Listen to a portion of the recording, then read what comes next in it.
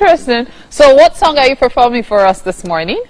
So I'm going to be doing Morire. It's a new year, a new week and a new day.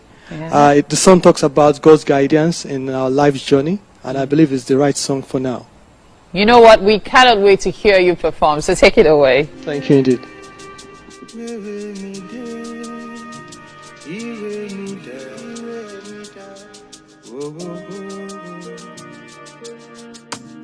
Gbogbo ohun tí wọ́n ṣe láyé ọwọ́ Ọlọ́run ló wà. Gbogbo ayé mi mo gbélé lọ́wọ́, kò ṣamọ̀nà mi láyé. Mo ríre, mo ríre,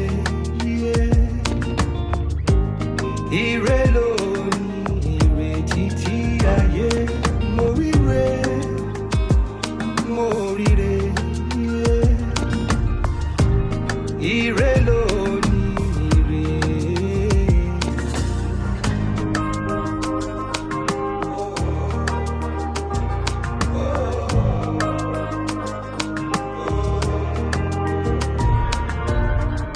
Bàbá ìwọ mo gbẹ́kẹ̀lé, òkín dání, òkín kọ̀ní sílẹ̀. Gbogbo ayé mi dọ́wọ́ rẹ̀, ìwọ mo gbẹ́kẹ̀lé, òkín dojú tì ní. Ṣamọ̀nà mi lágìjù ayé, káyé mi ó dára o, káyé mi ó sunwọ̀n. Ìwọ lásà mi, ìwọ lọ́nà ìyè, ojú rẹ wo mo wò, àpáta ayérayé. Gbogbo ohun tí wọ́n ṣe láyé ọwọ́ Ọlọ́run ló wà. Gbogbo ayé mi mo gbélé lọ́wọ́, kò ṣamọ̀nà mi láyé. Mo ríre, mo ríre, ire lónìí, ire títí ayé.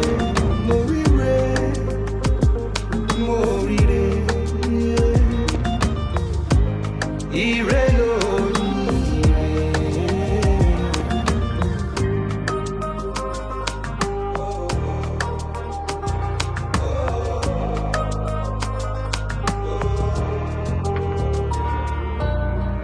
Bàbá tọmọ lẹ́sọ̀nà mi, kí n rógòlò, káyé mi dùn kó láwìrì.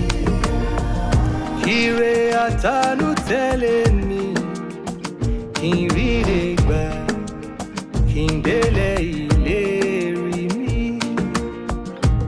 Ṣamọ̀nà mi lágìjù ayé, káyé mi ó dára o, káyé mi ó sunwọ̀n. Ìwọ lásà mi, ìwọ lọ́nà ìyè, ojú rẹ wo mo wò, àpáta ayérayé. Gbogbo ohun tí wọ́n ṣe láyé ọwọ́ Ọlọ́run ló wà. Gbogbo ayé mi mo gbélé lọ́wọ́, kò ṣamọ̀nà mi láyé. Mo ríre, mo ríre, ire